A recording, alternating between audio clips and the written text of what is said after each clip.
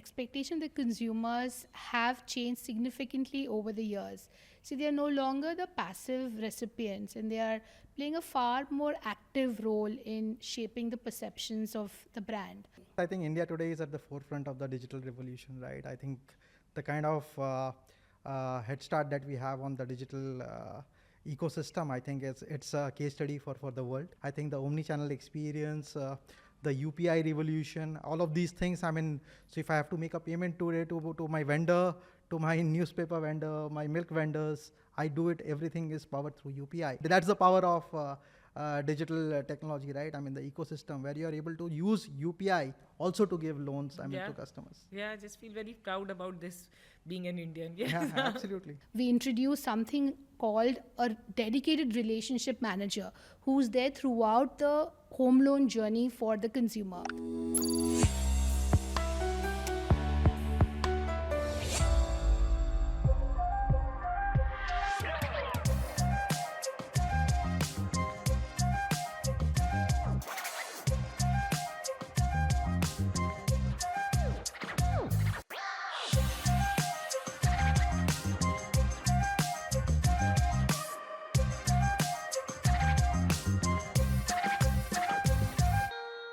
Kavita, Gautam, I want to ask both of you, considering the evolution of customers in the finance NBFC space, what has changed? What has changed in terms of their expectations and behavior? Hi, Shraddha. Firstly, glad to be sharing my inputs for this episode. Well, according to me, the expectation that consumers have changed significantly over the years.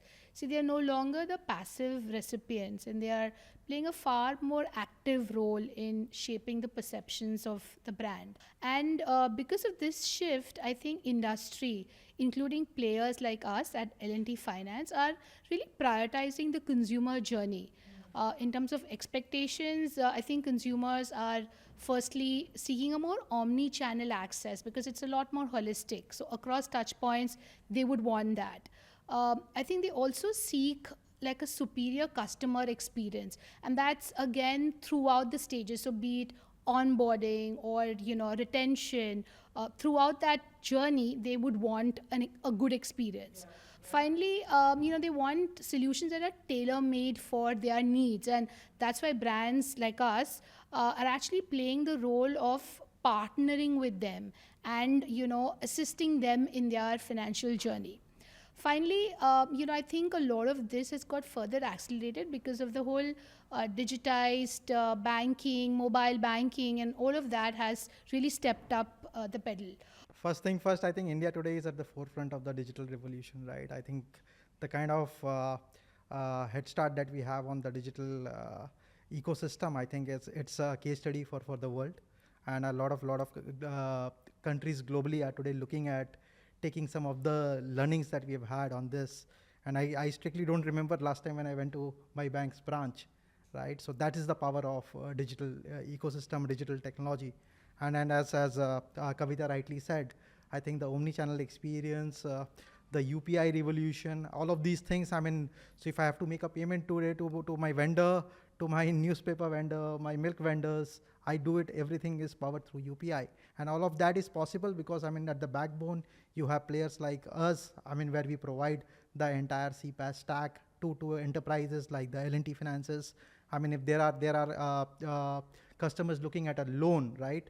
And because of the peer-to-peer lending platforms, you don't even need to meet the customers to kind of grant the loan. Yeah. So a lot of these things are kind of getting accelerated, and that's where now we are not constrained only to tier 1. The entire tier 2, tier 3, where smartphone penetration is increasing by the day, and that's where the TAM expanding for all players like the likes of L&T Finance and any NBFC that you can think of. Kavita, I want to ask you is that how do you look at customer acquisition, because this is a very competitive space, and from that one customer, how do you maximize the revenue? Actually, we are guided by Lakshya, which is a 5-pillar strategy. And in the first pillar, which is also a very important pillar, is all about new customer acquisition. And the way we go about doing that is there are several initiatives that we drive at an organization level that help us to drive both the growth and the retention of new customers. First, of course, is that, we want to expand the customer funnel and its velocity through a distribution expansion, both in urban and rural. The next is that, we are actually using a lot of advanced digital marketing with customer relationship management, CRM software that's integrated with advanced digital or data analytics, because that really helps us to understand, the consumers who we want to target. We also have a large database of about 2.4 crore consumers, and that's where we upsell, resell, etc. In terms of, let's say, new customer acquisition, I think partnerships also play an important role. So we were recently tied up with PhonePe for secured lending and with Cred for co-lending. Finally, we feel that, launching contiguous products that actually meet the consumer's changing needs also help in that direction. So very recently, we sort of took up upon ourselves to refresh the home loan category and, created a whole complete home loan proposition. There, we launched a home decor finance, which is a finance which is available to our home loan customers, and they can avail for it to fulfill their home decor needs, and can go up to as high as 10 years. So I think this is a great example of how we try to maximize the revenue from a consumer, because certainly a consumer who sort of is taking a home loan from us also needs financing for their home decor. Gautam, from an industry perspective, I want to understand, how do you see the role of technology in this customer acquisition journey, and what role does data analytics play in that? No, so I think data is the new oil, right? So, and all the digital technology, or digital ecosystem that we're trying to build, it's powered by data, right? So, CDP becomes a very important element where you're able to segment and profile your customers and then appropriately position the right products, right? So if I am looking at a home loan, I know where to kind of cater to, or enterprises. If I go to one enterprise through the power of the digital framework, most enterprises would understand my requirements and should be able to personalize and give me my tailor-made requirements. So that's where I'm in an omni-channel framework powered by a CDP kind of a construct. The CRM that I think Kavita was kind of referring to becomes a very, very critical element within an enterprise go-to-market kind of strategy. The other thing I wanted to quickly ask you is that how does CPass help in customer onboarding and the journey? Quickly, if you could tell us. Yeah, so when the world was kind of grappling with the COVID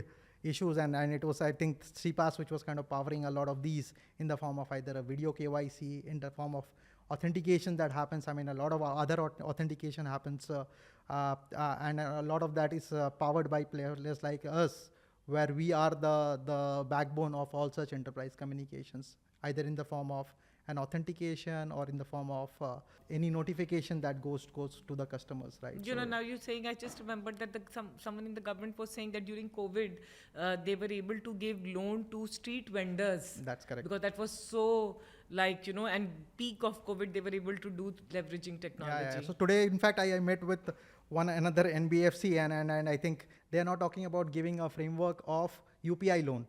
So, you can kind of now, and that's the power of digital technology, right? The ecosystem where you are able to use UPI also to give loans, to customers. Yeah, I just feel very proud about this, being an Indian. Yes. Yeah, absolutely. Kavita, I want to ask you is that, you have had a brand refresh, and there is this launch of complete home loan campaign. Tell us about this rebranding initiative and your commitment to customer centricity. So I think firstly, as you know, we are transitioning from a wholesale strategy to a retail focused strategy. So, in order to communicate this change, it was imperative for us to do a brand refresh. And so we went about launching a absolutely new sonic identity for L&T Finance, and that resonates with the essence of the brand, as well as it connects with our both rural and our urban consumers. And we've brought that to life through each of our ringtones, our IVR or our brand communication. All of that, lets out our sonic identity. What we've also done additionally is that we've taken up a category refresh for all the key categories that we operate in. Start with home loans, and it really started with analyzing what are the white spaces in the category. So with an in-depth research through Kantar, We understood, what are the pain points that consumers go through when it comes to securing a home loan. And we realized that, primarily they need a hassle-free documentation. So we said, okay, we'll set up a digitized process right from the start to the end. Okay, they were seeking high service standards. So we introduced something called a dedicated relationship manager who's there throughout the home loan journey for the consumer. And finally, they were seeking a higher loan value. So we then felt that, it's important for us to give them this option to finance their home decor, because when you take up a home loan, you almost exhaust all your finances, but you do need help to sort of do up your home, and that's the reason why we introduced the home decor finance. So if you see, we've actually refreshed the entire category by looking at the white spaces, and then we have what we call a complete home loan, and the tagline "Kam nahi complete" says it all. We brought that to life through an IMC approach, and we plan to do that for all the other categories that we operate in. How do you strategically leverage digital media, mobile apps, all these platforms to target the customer? Yes, so we actually went about, doing a 360 degrees. So obviously understanding a day in the life of the consumer. The consumer was obviously, traveling. So we did airport branding. We also knew what were the kind of apps that, they were tuned into. So obviously took up positions or placements in these apps. We also took up work with key influencers, and the category is obviously decor, finance, finfluencers, and they spoke a lot about what are the kind of advantages of a complete home loan. So these are some of the initiatives that we did to leverage digital into our overall plan. Yeah, and then what technologies do you think are driving the change in the NBFC sector? Sure, I think there are several themes that are driven through technology. I think the first and the most critical theme would be the alternate credit scoring. That is, it sort of dimensionalizes consumer data and helps you to deliver targeted products to a very diverse range of consumers. And we did some work in that direction. So very recently, we launched Project Cyclops, which is currently in the beta version, but it's a AI ML based credit engine that helps in the credit risk assessment. So the AI, which is artificial intelligence and machine learning ML, understands the repayment capacity of the consumer as well as the credit worthiness, and that's the reason why we're able to offer these solutions to probably those who are new to credit. Now, it's obviously the first of its kind because it's like a three-dimensional engine which uses data, which is the credit data from bureau. It uses the liabilities data from account aggregators and trust signals in a very cohesive, seamless way, which has very minimal latency. And the great part, it's an omni product. So, we can extend this to our other lines of businesses too. So I think that is one area where we can make a difference. I think the other area is the whole evolution of super apps and partnerships. So if you see each of these, let's say you have banks and you have e-commerce players. Now they are offering end-to-end solutions through apps. I think here is where NBFCs can play an increasing role because, offering products which are integrated to the service and obviously, on the assisted mobile apps is one way where we can make a difference. I also feel that using AI for these virtual relationship managers is going to bring about the next big change, and it's going to be a key driver, especially in the D2C, era. The other aspects, of course, is, leveraging a lot of generative AI. Also LLM models, because that helps us to hyper personalize the communication. So you see a lot of our digital teams are now having Gen AI very, very judiciously used for targeting all the communication to our consumers. So I think these are some of the technology themes that are really emerging. I would say digital paperless journey is a little more common as a theme, but the others are a lot more evolving. But it's so interesting that actually large scale impact sort of a change through AI, is happening, and finance is leading. Yeah. So when is your beta launch happening?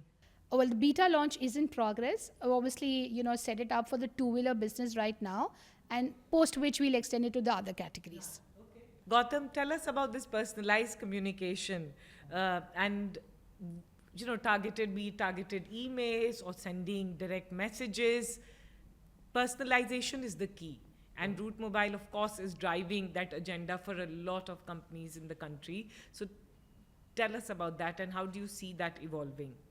No, so I think that's where the CDP layer, I think, becomes a very critical path, right? And that's where you're able to kind of ascertain the preferences of a user and then communicate with the user through their preferred channels, right?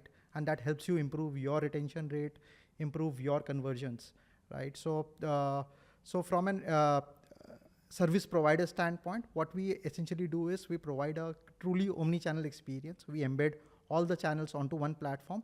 And then as Kavita mentioned, we also have the AI ML layer, which does a lot of intelligence mapping therein and imparts that intelligence in terms of actionable insights to enterprises, which they can act upon.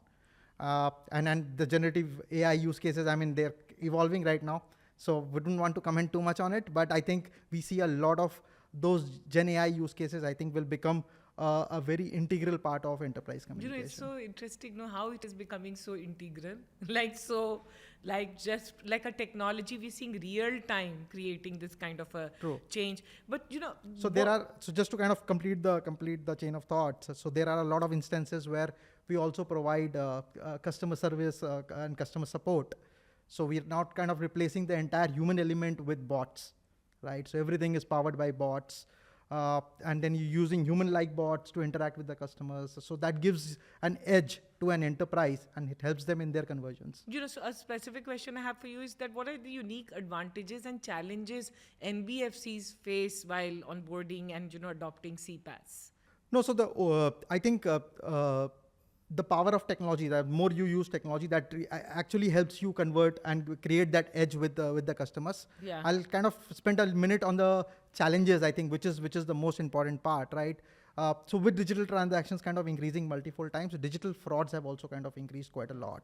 So enterprises will have to kind of invest into also curbing or creating a layer over the digital ecosystem, which helps them prohibit or secure the transactions much more than I think what we were doing in the past. I think digital fraud from an overall industry standpoint in India is almost about $2 billion, right? So we need to really attack that.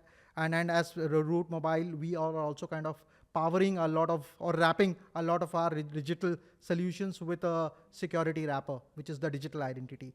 So that I think will be a very integral part going forward. Considering the digital landscape, I think that we are kind of treading into. And the other thing, which I think most countries, I mean, so we are a GDPR compliant company, data privacy will be a very important part, right? So first party data, third party data, clearly demarcating and using or building your use cases around the first party data will become very, very important. And that's where I think most economies globally today are adhering to this data privacy norms. And in India, I mean, the DPDP, I mean, that's kind of just come through. So it will clearly eliminate the ones who are not investing into creating a kind of a secured framework for doing all such digital transactions. And that goes not only for enterprises, even for partners like us, where we have to ensure that we don't infringe into the data and create wrong practices. Yeah. And just to add, since you spoke about CDP, I think another area where technology can play an important role is, of course, advanced data analytics, and that actually leads us to the whole concept of customer lifetime value. Because it will ensure that the whole product suite penetration is optimized, and therefore you can maximize the revenue from each consumer, and that's where technology can play a very important role. Gautam, I wanted to ask you if you could decode CPass for us. How can enterprises leverage the whole CPass technology, and specifically what does Route Mobile do? So if you look at CPass is nothing but communication platform as a service. So we render the communication platform as a service to enterprises. I mean, the who's who, Amazon, Google, Facebook, SBI, I mean, you name any large enterprises. I mean, we would kind of, Emirates is a good example. So what essentially we do is right from lead generation to kind of authentication that you do. I mean, I'll kind of help you understand this with an app that we use almost on every day, right? I mean, the Uber app. right? So we essentially Uberize communication for enterprises. So right from, when you download an app, the first thing that you do is you have to authenticate yourself. So you get the authentication code. So we power that. So we are integrated to the enterprises like the Ubers of the world, where we get the communication, disseminate that in the SLAs that we commit to the enterprises. 5 seconds, 10 seconds, and it reaches your messaging box, and you are able to authenticate yourself. After that, you book a ride, and then you call the driver. Now, what you never share your number with the driver. You click on a call to the driver button on the app. So essentially, again, we power the communications by creating an interface. So we create an interface with the interconnect agreement with the telcos, and we have a kind of a bridge that we create between the brand and the user. So essentially, it's a 2 conference calls. We patch them together, which is called call patching. And again, all of that is powered by our platform. After you're done with your ride, you get the invoice over an email. So that's again, an API that gets triggered on our platform, and through which we send that invoice over to your inbox. And after that, if you have any grievances, right? A classic example would be any of these food tech platforms like a Swiggy or a Zomato, right? You order food and you have, what you've ordered, you've not got it, or the food's kind of very stale. So you have a grievance, and you can't wait for kind of a toll-free number to kind of call, and so everything is powered then by a bot, where you tend to interact with the brand over the app, or it could be over WhatsApp, Viber, it could be over Apple Business Chat, right? Depending on which geography you are kind of domiciled. So you interact with the brand.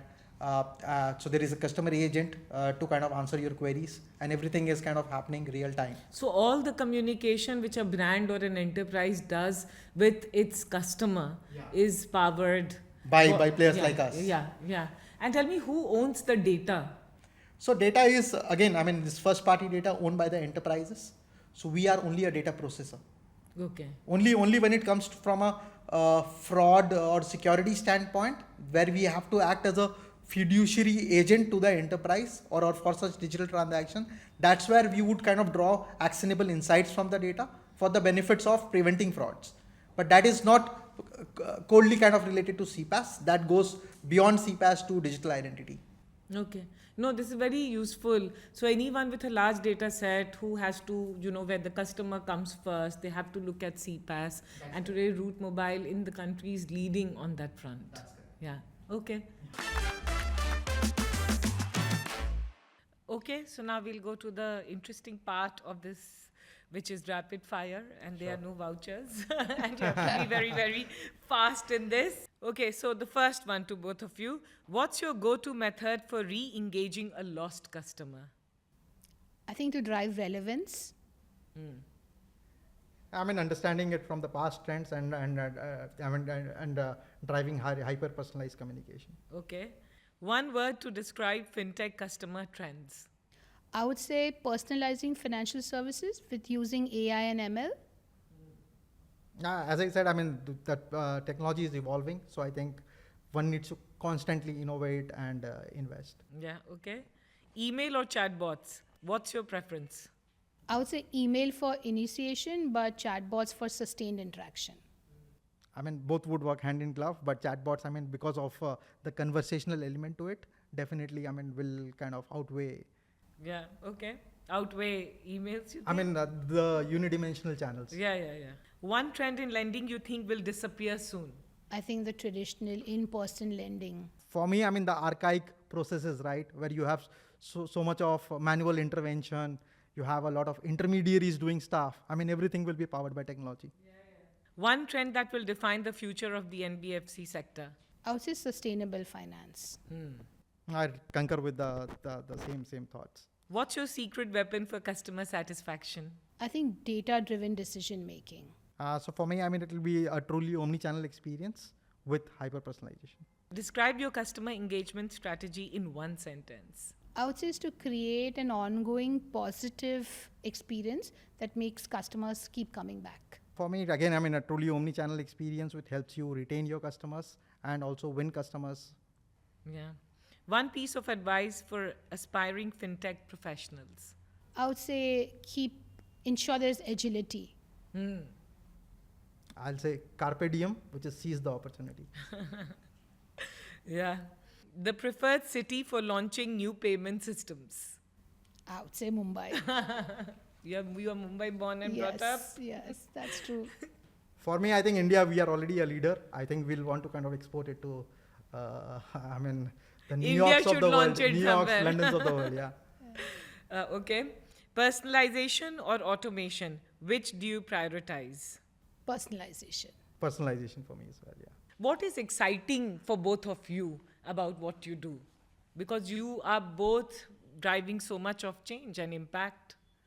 Yes, for me, I think what's really exciting is that there's a lot of scope for a brand building. There's a lot of scope for engaging with the consumers because all thanks to data and of course technology, there are so many different ways and means through which we can engage with the consumers and also I guess deliver very optimal experience for them. That those are the consumer experiences they are really seeking, and we are able to understand that all thanks to data. So those are really exciting times ahead that I feel. Yeah.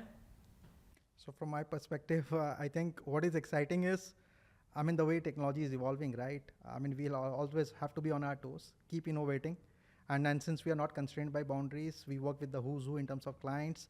We again have to kind of consider them as partners, keep learning from them, and keep building the best practices which we can kind of give to enterprises and help improve their win rates and also improve our unit metrics. Yeah. Thank you so much. This was a wonderful conversation. Thank you. Likewise. Thanks a Thank lot. you. Thank you. Thank you. Thank you.